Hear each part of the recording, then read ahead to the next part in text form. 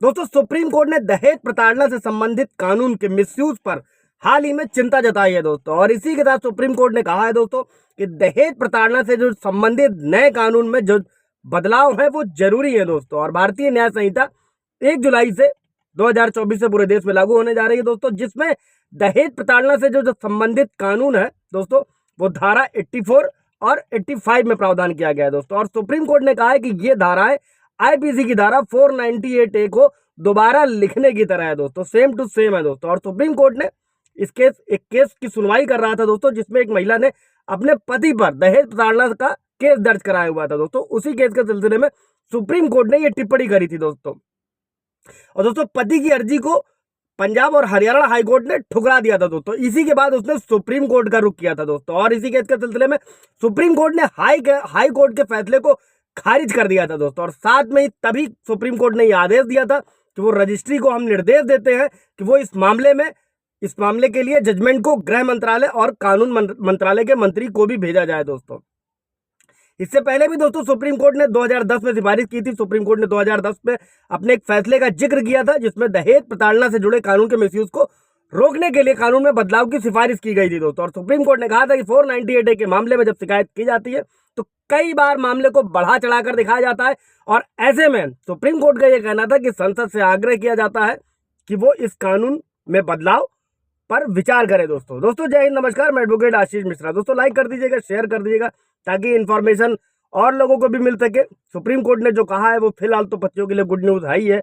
नए कानून जरूर लागू हो रहे हैं, लेकिन उसमें आईपीसी 498 सेम टू सेम 84 होने वाला है भारतीय न्याय संहिता में दोस्तों। उसमें कोई चेंजिंग नहीं है। हाँ, लेकिन इससे रिलेटेड सुप्रीम कोर्ट ने जो समय समय पर जजमेंट जरूर दिए हैं कि पहले तत्काल गिरफ्तारी पर रोक लगाई गई थी दोस्तों। इसी के साथ में कई सारे आप परिवार के जो रिश्तेदार होते हैं उनको अगर सामान्य आरोप है तो उन्हें गिरफ्तार नहीं किया जाएगा, ऐसे मुकदमा नहीं चलाया जाएगा दोस्तों। कई सारे जजमेंट है, उस पर मैंने वीडियो बनाया हुआ है, आप जाकर देख सकते हैं दोस्तों। अभी इसको समझते हैं दोस्तों कि सुप्रीम कोर्ट ने 8 फरवरी 2022 को अपने एक फैसले में कहा था कि 498 में पति के रिलेटिव के खिलाफ स्पष्ट आरोपों के बिना कासे केस को चलाना कानूनी प्रक्रिया का दुरुपयोग है दोस्तों।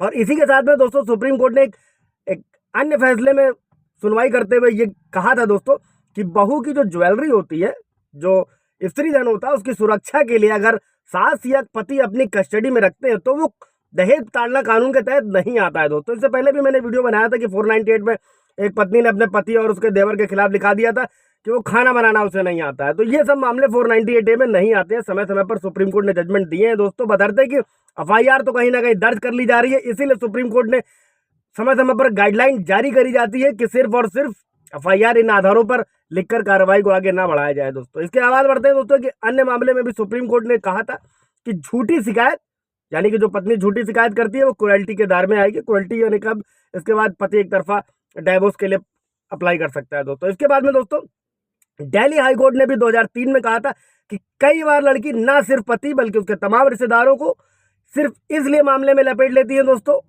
कि बेवजह परेशान करना है, और जो 498 की बुनियाद को हिला रहा है दोस्तों। और एक अन्य फैसले में कहा गया था कि पुलिस दहेज प्रताड़ना मामले में लापरवाही से केस दर्ज नहीं करेगी। इसके लिए उसके इलाके के जो भी डीसीपी रैंक के अधिकारी होंगे वहां से अप्रूवल लेना होगा दोस्तों।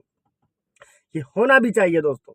इससे रिलेटेड अगर कोई सवाल जवाब होगा दोस्तों तो पूछ लीजिएगा। इसी के बाद दोस्तों सुप्रीम कोर्ट क्या चाहता है कि देश के अलग अलग हाई कोर्ट भी कई बार इस कानून को लेकर चिंता जता चुके हैं। दरअसल दहेज प्रताड़ना और ये दोस्तों गैर जमानती अपराध है और दोषी को 3 साल तक की कैद की सजा का प्रावधान है दोस्तों। और ये कानून महिलाओं को प्रोटेक्ट करने के लिए लाया गया था, लेकिन इस कानून के मिसयूज के चलते कई सारे उदाहरण सामने आ चुके हैं। इसी को लेकर सुप्रीम कोर्ट ने कहा है कि सरकार को कानून पर दोबारा विचार करना चाहिए ताकि दोषी छूट ना पाए, लेकिन साथ ही किसी निर्दोष को लपेटा ना जा सके दोस्तों। और पतियों के लिए एक चीज और भी है दोस्तों, मेरे सभी भाई जिनके पास कानूनी लड़ाई लड़ने के लिए पैसे नहीं है वो नेशनल लीगल सर्विसेज अथॉरिटी की वेबसाइट पर जा सकते हैं, ऑनलाइन अप्लाई कर सकते हैं। इसके अलावा वो ऑफलाइन डीएलएसए के ऑफिस जा सकते हैं, डिस्ट्रिक्ट लीगल सर्विसेज अथॉरिटी, जिला विधिक सेवा प्राधिकरण के ऑफिस में।